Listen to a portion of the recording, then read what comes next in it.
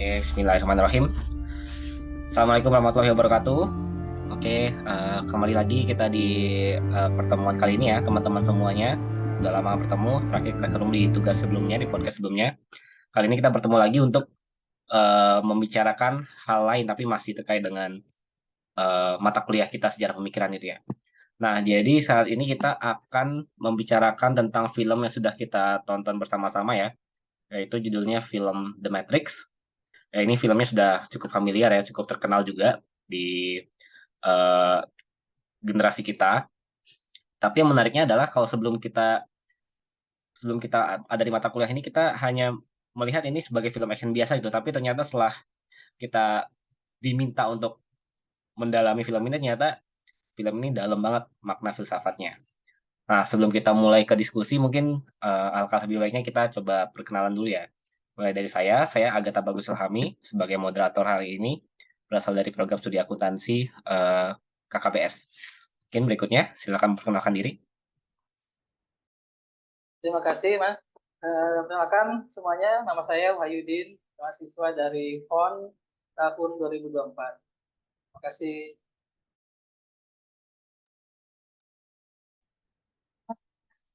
Dari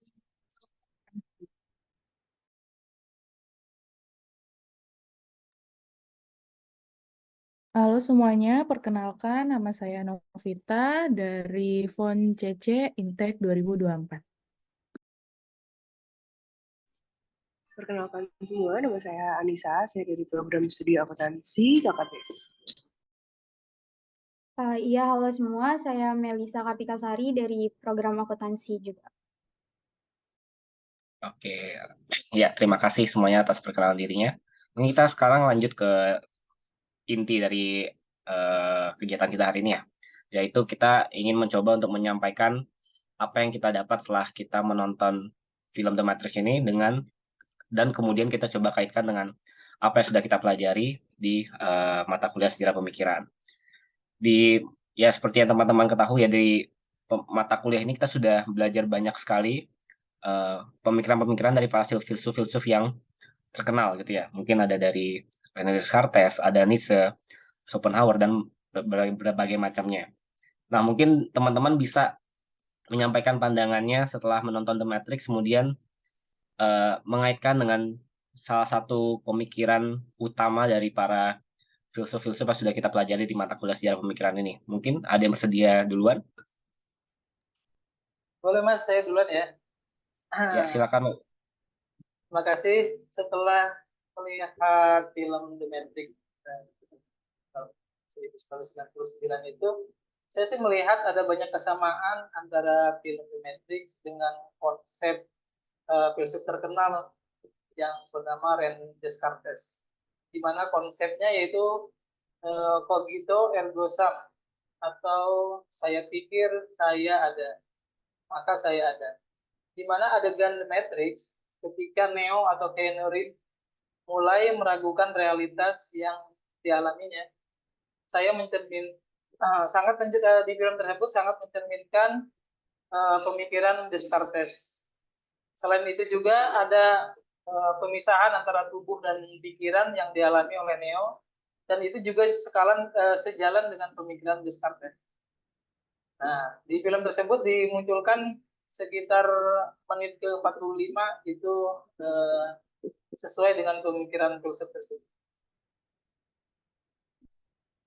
Gitu, Mas. Terima kasih. Oke, terima kasih Mas Wahyudin. Jadi Mas Wahyudin coba untuk mengaitkan dengan ini ya, dengan filsuf yang cukup populer menurut saya. Jadi Iya, Descartes ini cukup populer di kalangan mahasiswa filsafat ya dengan pemikirannya itu yaitu aku berpikir maka aku ada gitu. iya betul betul. Menarik Mas. Terima kasih. Mungkin berikutnya. Ini saya akan membahas pemikiran mungkin Baudrillard, di mana filsuf dari Prancis ini membahas konsep simulara dan hiperrealitas, di mana realitas direproduksi secara artifisial sehingga tidak dapat lagi dibedakan dari aslinya.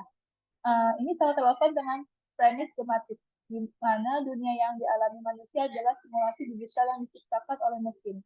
adegan ketika Neo menyadari bahwa realitas yang dianggapnya nyata selama ini hanyalah ilusi, menggambarkan dengan jelas pemikiran Baudrillard. Terima kasih. Oke, terima kasih Mbak Hani. Tadi Mbak Hani mencoba untuk mengaitkan dengan ini ya, Baudrillard dengan gagasan hyper reality-nya.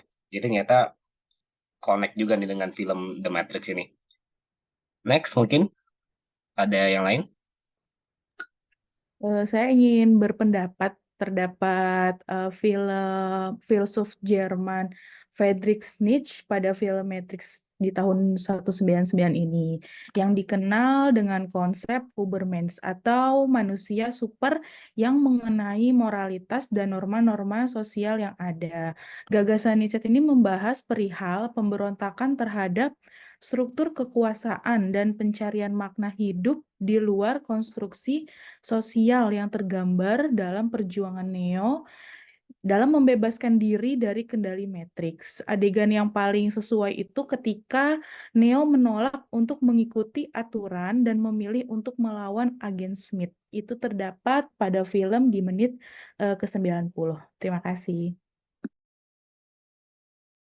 Oke, terima kasih Mbak Novita. Ini juga ini ya, filsuf yang cukup populer dengan pemikiran-pemikiran ala-ala Nietzsche-nya. Mungkin berikutnya? Saya mau mencoba menghubungkan film The Matrix ini dengan salah satu filsuf Jerman juga yang bernama Arthur Schopenhauer. Ia membahas tentang konsep kehendak untuk hidup atau will to live sebagai dorongan dasar manusia. Saya melihat bahwa konsep ini tergambar dalam usaha manusia untuk membebaskan diri dari kendali mesin dan memperjuangkan kehidupan yang otentik. Adegan ketika Neo memilih untuk tetap melawan sistem Matrix meskipun ia tahu bahwa risikonya sangat besar, itu mencerminkan semangat dari konsep yang digagas oleh Schopenhauer, yaitu will to live, kehendak untuk hidup. Gitu. Dan konsep itu juga membantu kita untuk memahami bahwa realitas yang sejati, yakni kehidupan yang otentik, bukan dari simulasi yang diciptakan oleh mesin seperti film The Matrix itu. Oke, terima kasih Mbak Anissa. Mungkin yang terakhir untuk sebagai yang menutup sesi pertama ini, Mbak Melisa, silakan. Oke, kalau dari saya sendiri, saya tertarik dengan adegan Neo bertemu dengan Merpus, di mana di menit ke-20 itu saat Merpus menawarkan kepada Neo pilihan pil merah atau pil biru, di mana jika Neo memilih pil biru, dia akan tetap tinggal di dunia seperti yang dia ketahui, dan dia akan kembali ke kehidupan lamanya tanpa mengetahui kebenaran tentang realitas sejati. Dan pil biru ini menggambarkan penolakan terhadap kebenaran dan kenyamanan dalam kebodohan. Sedangkan jika Neo memilih pil merah, dia akan terbangun dan melihat dunia apa adanya, sebuah realitas yang tersembunyi di balik ilusi yang selama ini dia percayai. Pil merah ini juga menggambarkan pencarian kebenaran dan kesediaan untuk menghadapi kenyataan, betapapun sulitnya. Adegan ini menggambarkan konsep dari filsuf Derrida, di mana filsuf Prancis yang mengembangkan konsep dekonstruksi, yaitu di mana realitas dipandang sebagai konstruksi bahasa dan wacana. Dan dalam gagasan Derrida ini tercermin dalam pertanyaan-pertanyaan mengenai sifat realitas yang dialamatkan kepada Neo.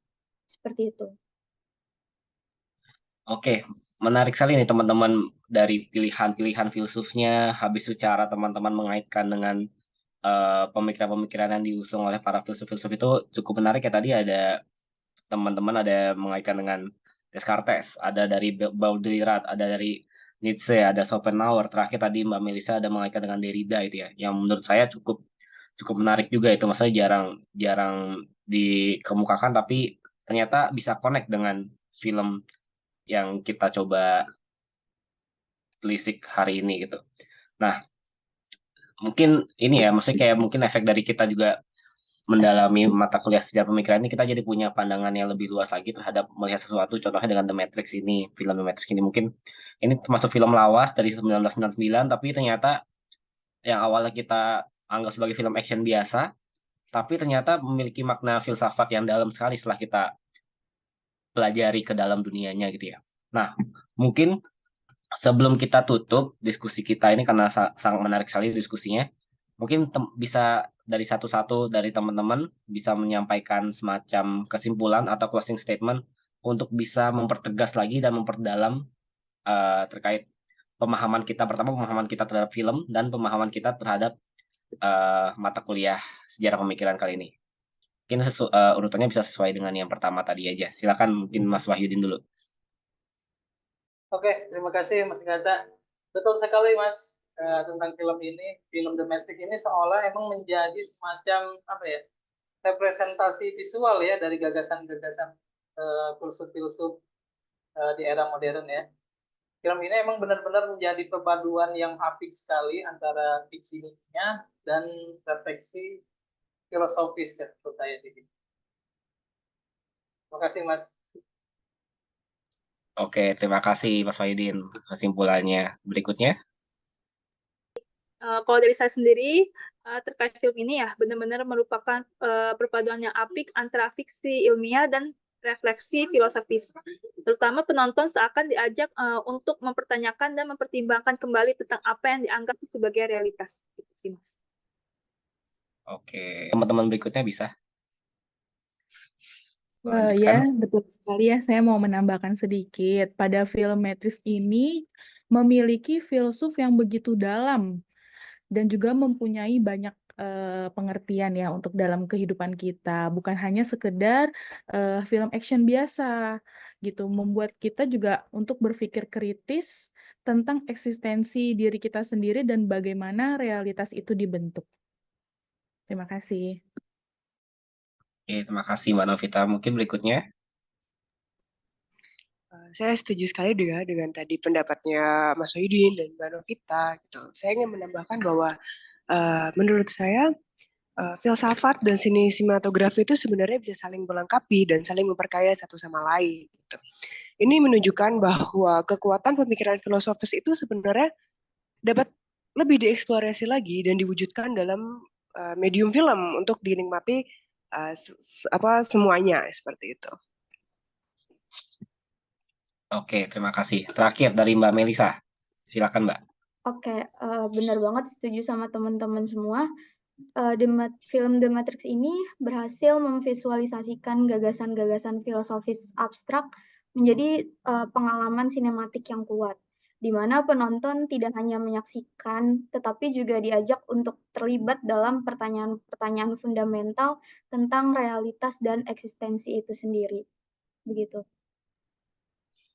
Ya, baik. Jadi mungkin bisa kita sum up lagi ya. Jadi selain kita mendapatkan bahwa film The Matrix ini ternyata mengandung banyak sekali nilai-nilai filsafat dari para filsuf modern terkenal, tapi juga membuktikan bahwa kalau ternyata filsafat dan seni visual atau sinematografi itu bisa saling connect, bisa saling relate gitu ya. Jadi dari The Matrix ini kita tahu bahwa ternyata seni sinematografi itu bisa relate dengan nilai-nilai filsafat.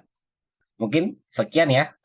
Terima kasih teman-teman atas diskusi yang sangat menarik hari ini.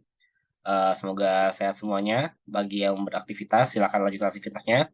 Selamat sore dan wassalamualaikum warahmatullahi wabarakatuh.